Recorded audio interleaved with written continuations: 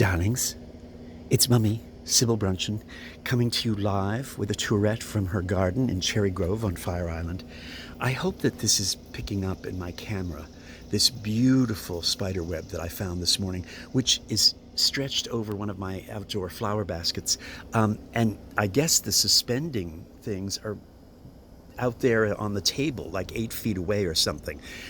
This is my shower stall, the exterior shower stall. We have an outdoor shower, which is quite elegant. We have an indoor one and an outdoor one, and this is my favorite one. It's wonderful showering here after a hot day in the garden or getting up first thing in the morning, and I've got my signs there and this old chandelier fixture, which I'm using as a soap dish. And oh, darlings, if you happen to find a flower frog at a yard sale or a flea market, buy them. Sometimes they're very expensive. They're not being made much anymore, but they make the best soap dishes, especially if you have expensive soaps. I like to use my Caswell Massey's and my Crabtree and Evelyn's, and the soap dries out completely on them. It doesn't get all mushy and squishy, and you lose a $12 or $20 bar of soap in no time at all. No, they last forever because you've got them up there on the flower frogs. They're wonderful. As you can see, my garden has taken a bit of a hit. This Calabraca is not doing so well, nor is, I just sneezed, but like a lady, I sneezed silently, nor is the evolvulus tucked up in there. Normally these are enormous by this time in August. There's an evolvulus right there. That's dwarf morning glory, and it's doing well. But you can see that everything is very ragged because, well, Mummy hasn't been here to tend them. I haven't been here to prune them and deadhead them and weed them and water them consistently. My friends have tried to do it. There's the suspension cable. Can you see it from the spider web all the way down? My God, it's going down to the deck chair or something. Look at that. Isn't that amazing? You know how afraid of spiders I am, but this is one time when I just am flabbergasted at what I'm looking at. Anyway, here's some orphan lavenders, which I've had and which I'm going to try and maybe bonsai, because they look like bonsais already. And my beautiful, beautiful little bladder campions are doing well. And look at that Japanese painted fern. Oh my gosh, that was a sprig at the beginning of this year. It survived the winter, and it's just doing well under there. It gets a little bit of sunlight. But everything else, my balloon flowers have bloomed and gone by. Everything else is kind of like just the Veronicas. It's sad out here. This lavender is doing well. My poor little heuchera, lonely this year because there's no New Guinea impatiens around it or coleus. For those of you that follow my garden news, you know that this corner has been literally a riot of shade plants. Huge coleus. Coleus is growing up to almost 5-6 feet high and lush, and New Guinea impatiens buried in there, and some geraniums, and it's just been a riot of white, green, and reds and pinks. It's like my own little Italy in there.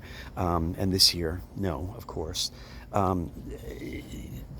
No scaviola this year, because I knew I wouldn't be here to take care of it all the time.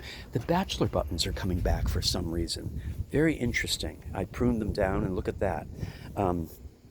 Woolly thyme is doing well. And the gazanias, I mean, they've been blooming while I've been away, but I haven't been here to deadhead them. So in a little bit, the ones that are supposed to open will open, but the others are not. And then something has been eating my gay feathers. Look at that. I'm wondering what that is. Normally that is not happening. I'm wondering if it's slugs, possibly snails and slugs down in the soil. Obviously, Montauk daisies doing very well. I don't know if they're going to blossom this year. I wasn't here to prune them early enough to make sure that they were really robust. So, but this lavender is doing nicely. Very pretty. Obviously, it's gone by. The blossoms have gone by, but it's. Oh, they smell nice, though. They smell very nice. Anyway, so there's my garden. Darlings, this is one farewell that, although I'm doing a farewell this weekend to my house because we're getting ready to move down to the suburbs of Philadelphia, this is one farewell that could have turned out very differently because I was afraid I was going to be saying farewell to Cherry Grove and Fire Island permanently. And we have decided that we are going to keep our little house another season. And so I will be back here with any luck somehow, commuting from Philadelphia. But I will be sharing my house with some dear friends who will be here regularly.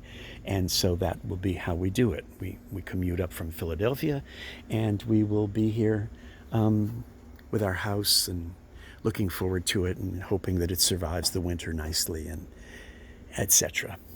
So all the goodbyes that I'm doing to my neighborhood and to Manhattan and to my life in Greenwich Village and the Ansonia and everything, at least I'm not adding, with the breakages of antiques and all of that, I'm not adding to that goodbye the emptying out of this house and the goodbye to Fire Island as yet.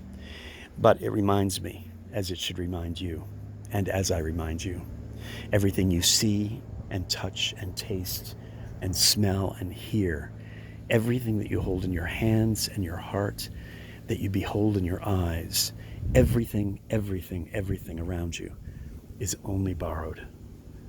Be present, be mindful, be so, so grateful. Throw your arms and your heart wide and take in everything that you love. This second, take in everything that you love, because it's all only borrowed. I'll talk to you later, darlings.